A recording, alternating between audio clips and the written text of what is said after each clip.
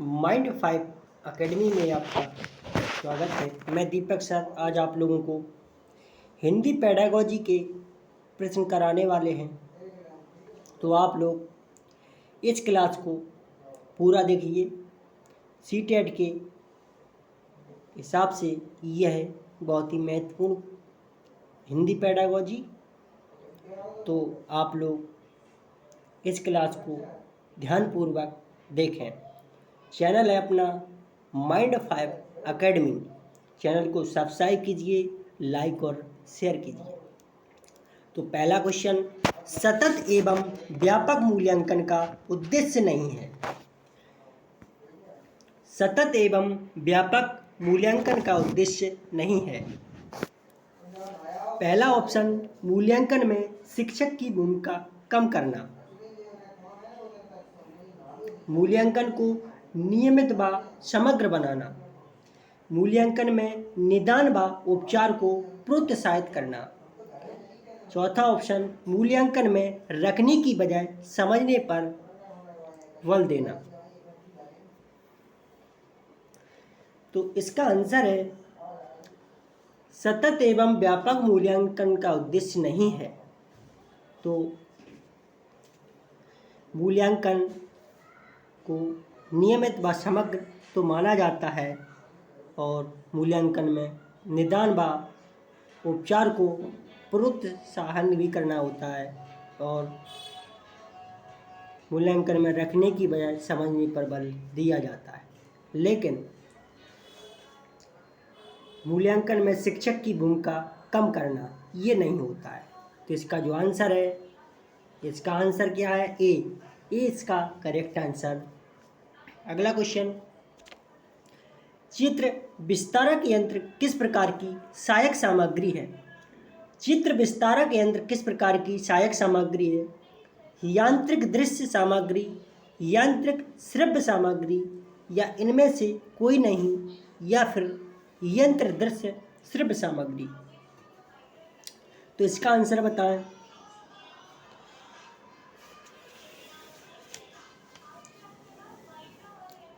श्रव्य सामग्री वो होती हैं जो सुन सकते हैं। क्या? सुन सकते हैं। जिन्हें हम सुन सकते हैं उन्हें हम श्रव्य सामग्री कहते हैं।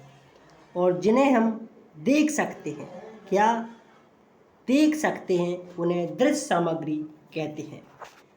तो इसका जो आंसर है क्या है? इसका आंसर है चित्र विस्तारक यंत्र होता है। चित्र को हम केवल देख सकते हैं। कैसा? देख सकते हैं, सुन नहीं सकते। ए इसका करेक्ट आंसर। अगला क्वेश्चन, फलालैन बोर्ड का प्रयोग होता है। फलालैन बोर्ड का प्रयोग होता है चित्र प्रदर्शन हेतु, लेखन कार्य में, फिल्म पट्टी का प्रदर्शन हेतु, श्रवण हेतु। बताएं इसका आंसर। फलालैन बोर्ड का प्रयोग लेखन कार्य में होता है। किसमें? लेखन कार्य। बी इसका करेक्ट आंसर। अगला क्वेश्चन, शिक्षण अधिगम प्रक्रिया को देखा नहीं जा सकता, सिर्फ अनुभव किया जा सकता है। जिस विधि में, यह कौन सी विधि है? अभिक्रमित अनुदेशन विधि, सूत्र विधि, अनुकरण विधि, पर्यवेक्षित निर्देशित अध्ययन विधि। तो ये क्वेश्चन और आता है कि अभिक्रमित अनुदेशन विधि के जनक कौन है? तो इसके हैं स्किनर। कौन है? स्क्रीनर।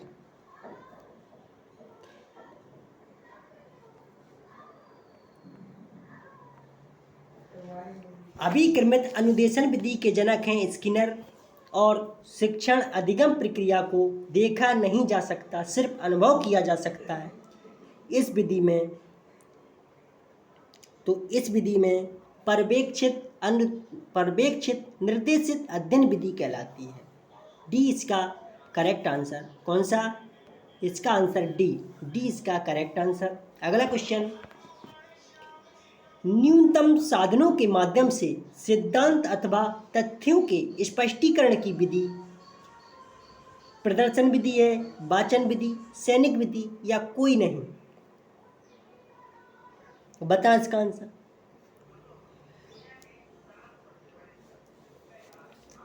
वाचन विधि जिसका हम बोलने भाषा से है, यानी भाषा। वाचन का संबंध भाषा से, प्रदर्शन का संबंध खेल से है।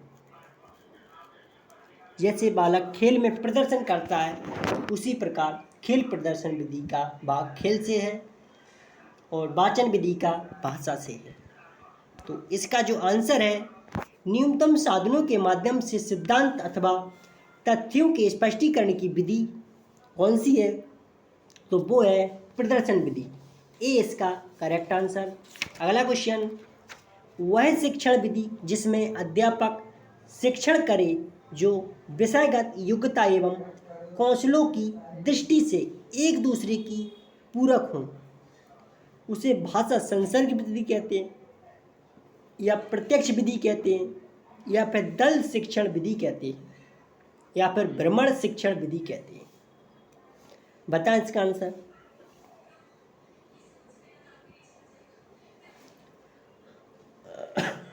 वह शिक्षण विधि जिसमें अध्यापक शिक्षण करे जो विषयगत योग्यता एवं कौशलों की दृष्टि से एक दूसरे की पूरक हो, तो उसे दल शिक्षण विधि कहते हैं। सी इसका करेक्ट आंसर। अगला क्वेश्चन, स्वगति, स्वमूल्यांकन, प्रतिपुष्टि आदि से संबंधित विधि है अभिक्रमित अनुदेशन विधि, श्रुति लेखन अभ्यास विधि, निगमन विधि, प्रत्यक्ष विधि? बताएं इसका आंसर।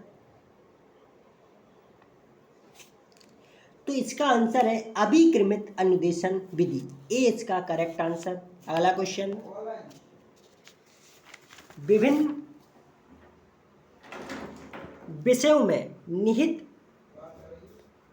ज्ञान की एकता को स्पष्ट करने के लिए सहज संबंध आवश्यक है। वह शिक्षण विधि, वह शिक्षण जिस विधि से होगा कौन सी है? रस स्वादन विधि, प्रदर्शन विधि, संवाद शिक्षण विधि, व्याख्यान विधि? बताएं इसका आंसर। तो विभिन्न विषयों में निहित ज्ञान की एकता को स्पष्ट करने के लिए सह संबंध आवश्यक है, तो वह है संवाद शिक्षण विधि। कौन सी? संवाद शिक्षण विधि। C correct answer. अगला क्वेश्चन, व्याकरणिक नियमों को कंठस्थ कराने की अपेक्षा कक्ष में भाषा वातावरण बनाने पर अधिक बल दिया जाता है। व्याकरणिक नियमों को कंठस्थ कराने की अपेक्षा कक्ष में भाषाई वातावरण बनाने पर अधिक बल दिया जाता है। दल शिक्षण विधि, प्रत्यक्ष विधि, दूरस्थ शिक्षण विधि? बताएं इसका आंसर। तो इसका आंसर है प्रत्यक्ष विधि। कौन सी? प्रत्यक्ष विधि। बी इसका करेक्ट आंसर। अगला क्वेश्चन, श्रुति लेखन अभ्यास विधि का उद्देश्य है छात्रों के श्रवण व लेखन में समन्वय करना, शुद्ध वर्तनी सीखने में सहायता करना, लेखन की गति में वृद्धि करना, या यह सभी?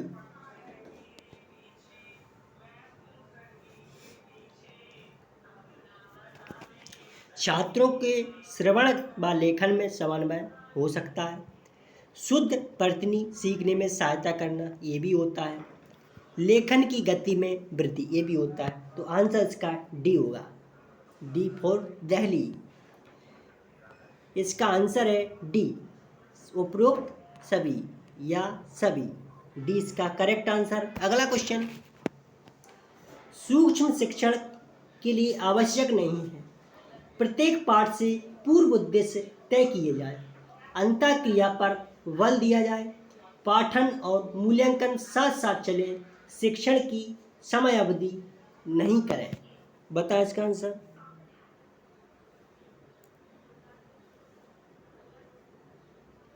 तो इसका आंसर है शिक्षण की समय अवधि नहीं करें। नेगेटिव का नेगेटिव वर्ड्स लेना होता है पेडागॉजिकल क्वेश्चन में। डी इसका करेक्ट आंसर। अगला क्वेश्चन, किसी भी नवीन भाषा को जानने के लिए मातृभाषा का आधार कार्य करती है। इस हेतु विधि सहायक है। शब्द परिवर्तन विधि, गठन विधि, व्याकरण अनुवाद विधि कोई नहीं। बता इसका आंसर।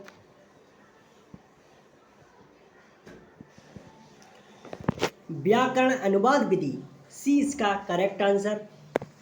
अगला क्वेश्चन, निम्नलिखित में से कौन सा पद इकाई योजना के पदों का सही व्याख्या नहीं करता? शिक्षक विद्यार्थी प्रक्रिया प्रत्येक विभाग के लिए निश्चित करना, डी इसका करेक्ट आंसर।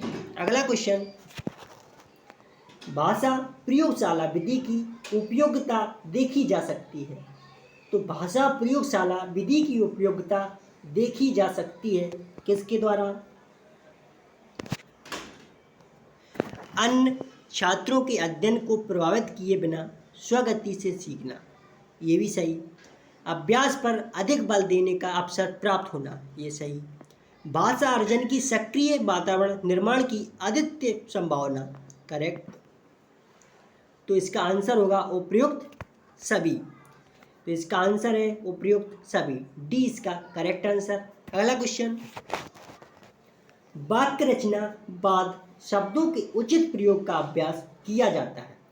श्रुति लेखन द्वारा, फ्लैश कार्ड द्वारा, अमात्रिक शब्द द्वारा या कोई नहीं। बता इसका आंसर। तो इसका वाक्य रचना बाद शब्दों के उचित प्रयोग का अभ्यास किया जाता है फ्लैश कार्ड द्वारा, बी इसका करेक्ट आंसर।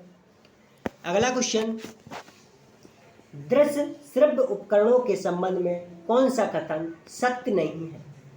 यह अधिगम प्रक्रिया को सरल बनाने के साधन मात्र हैं। कैसे हैं? साधन मात्र हैं। शाब्दिकता में कमी करते हैं, शिक्षक का स्थान ले लेते हैं, उपकरणों के प्रयोग से अधिगम सुगम बनता है। तो इसका जो आंसर है वो है D is the correct answer, D for Delhi. अगला क्वेश्चन, कक्षा शिक्षण में उच्चारण में एक रूपता लाने में सहायक होगी। सूत्र विधि, भाषा शिक्षण यंत्र विधि, व्याख्यान विधि या कोई नहीं। तो इसका आंसर बताएं आप लोग। कक्षा शिक्षण में उच्चारण में एक रूपता लाने में सहायक सामग्री है वो है भाषा शिक्षण यंत्र विधि, बी इसका करेक्ट आंसर। अगला क्वेश्चन, कार्ड पर लिखे शब्दों का चित्र के साथ मिलान करने का कार्य किया जाता है साहचर्य विधि से, ए इसका करेक्ट आंसर। अगला क्वेश्चन, आगमन विधि की विशेषता नहीं है। मनोवैज्ञानिक विधि, इसमें छात्र अधिक सक्रिय रहते हैं, उदाहरण की सहायता से नियम बनाए जाते हैं, सामान्य से विशिष्ट की ओर छात्रों की वृत्ति दिखाई पड़ती है। तो इसका आंसर बताएं। तो इसका जो आंसर है सामान्य से विशिष्ट की ओर छात्रों की वृत्ति दिखाई पड़ती है, डी इसका करेक्ट आंसर। अगला क्वेश्चन, मौन वाचन के संबंध में निम्नलिखित में से कौन सा कथन असत्य है? तो मौन वाचन के संबंध में निम्नलिखित में से कौन सा कथन असत्य है? वो है सभी स्तर की कक्षाओं के लिए उपयोगी है, C is the correct answer, C for Chennai. अगला क्वेश्चन, किसी आदर्श लिखावट का जैसा का तैसा अनुकरण कहलाता है? प्रतिलेख, श्रुतिलेख, अनुलेख।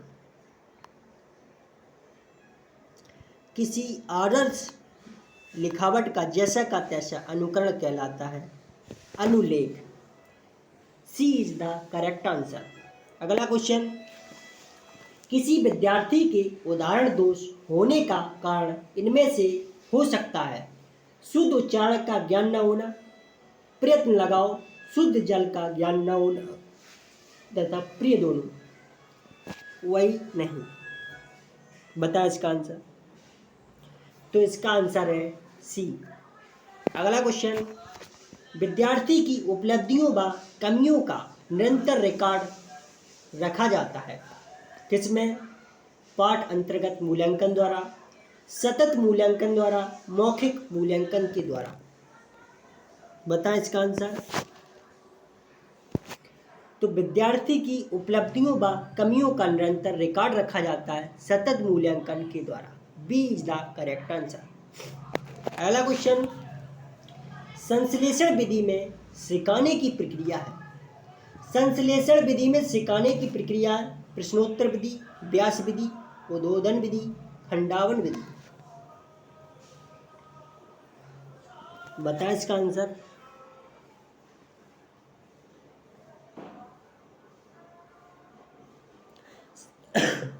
संश्लेषण विधि में सिखाने की प्रक्रिया है वो है उद्बोधन विधि। सी इज द करेक्ट आंसर। अगला क्वेश्चन, गद्य शिक्षण में शब्दार्थ स्पष्ट करने की विधि है तो वो है उद्बोधन विधि। सी इज द करेक्ट आंसर। अगला क्वेश्चन, श्रुत लेखन में रेप संबंधी अभ्यास नहीं है। कर्म, कबूतर, धर्म, प्रकाश। तो कबूतर नहीं है। श्रुत लेखन में रेप संबंधी अभ्यास नहीं है, कबूतर। B is the correct answer. अगला क्वेश्चन, लिखना सीखा नीचे पूर्व बालकों को चित्रकला से, लिखना सिखाना नीचे पूर्व बालकों को चित्रकला से चाहिए क्योंकि अक्षर भी चित्र ही है। इस मत का समर्थन महात्मा गांधी ने किया था। ए इज द करेक्ट आंसर। अगला क्वेश्चन, हार्वर्ड उपागम के पद हैं तो हार्वर्ड ने पंचपदी प्रणाली दी थी तो ए इज द करेक्ट आंसर। अगला क्वेश्चन, शिक्षण में इकाई का संप्रत्यय किसकी देन है। तो शिक्षण में इकाई का संप्रत्यय किसने दिया था? बताएं इसका आंसर।